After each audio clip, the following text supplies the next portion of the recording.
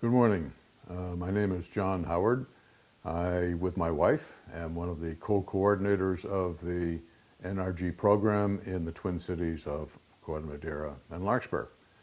It's a lovely, drizzly November morning here in Corte Madera, so a nice time to be inside talking about how to manage your NRG in a disaster. Every NRG has three challenges: command, control, and communication. And the point of this video is to talk about how you can effectively meet those challenges. The incident command system, which this will focus on, is the accepted national system used by most emergency response authorities everywhere to manage an emergency response. However, it may not be appropriate for all NRGs. Some may not be large enough to accommodate this system. Others may just choose to do it a different way, but nevertheless, whatever system is used, these three challenges of control, communications, and command need to be met. So let's start off here with a few pictures from a recent drill here in Corte Madera. You see here the commander of this particular event setting up and introducing the drill. Here you see the commander at work, again talking to his team, getting ready for the drill. And this is a picture of two block captains talking to members of the command unit about the day's event. So what is the incident command system? Well, the ICS is simply a standardized method of managing emergency response. Government agencies will normally use it for any significant event. And why use it in the NRG program? Because it's a proven, adaptable, and efficient way of managing events at all scales, from the smallest fire department response here in town to the largest federal response to a major hurricane. ICS identifies the functions that we need. It's an organized team that's instantly recognizable by emergency responders, which is important because when they finally arrive on the scene, easily and quickly see what's going on and where their services are required. Using the ICS model gives NRGs added credibility, which is important because we want our program to be a key part, or at least an important part, of the town's emergency response program. ICS for every neighborhood? Well, ICS organizes the NRG activities essential to those three challenges: command, communications, and control. There's no need to reinvent the wheel. This is a program that works. It actually simplifies the work of managing a neighborhood's response and provides liaison to other neighborhoods and public safety officials.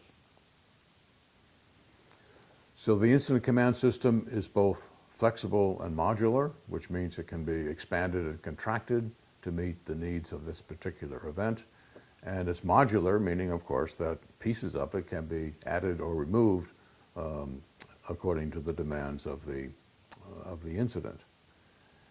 The ICS management system will expand and contract according to changes in the level of the response effort. For example, if there's a major event in a town here and involves several neighborhoods, when the sheriff's office finally arrives on the scene to take control, it will consolidate the neighborhood incident commands into one unified command, which will be much larger with more functions and more personnel. We don't ever plan to expand the IC to its full scale. We simply don't need to. We only need these four simple functions. So what are the immediate benefits of bringing the ICS to the NRG? Well, we have to remember that the titles and functions are specific. They need to be used correctly so that they are recognizable. And the NRG has the best chance at taking effective action. The NRG command organization reflects how good the NRG emergency response is, and an ICS organization will be immediately understood, as I said before, by any professional emergency responder. So the classic or statutory ICS has 4 sections: the operations section, planning section, logistics section, and the finance and administration section.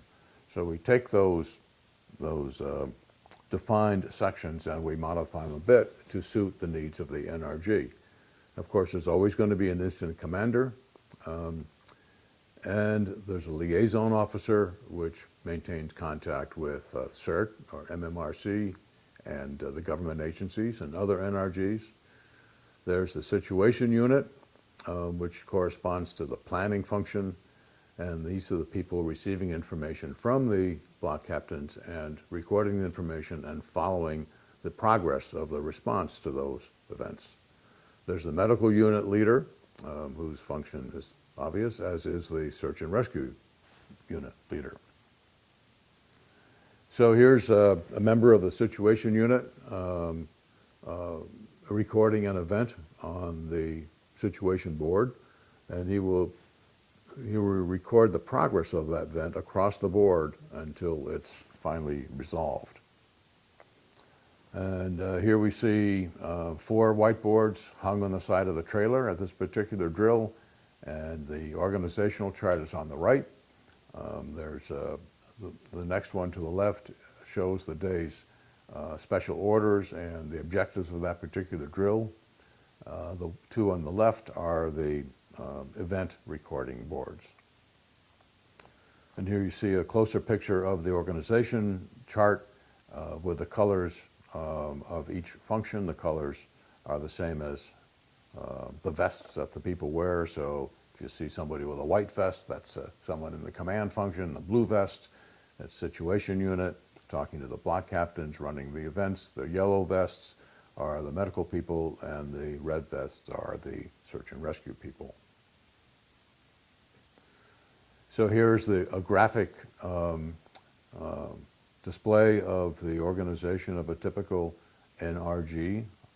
And you've got your incident commander, you've got your liaison officer, your medical unit, your search and rescue unit, and your situational unit. Finally, a picture of the after drill critique, people standing around talking to each other and trying to figure out how the drill went.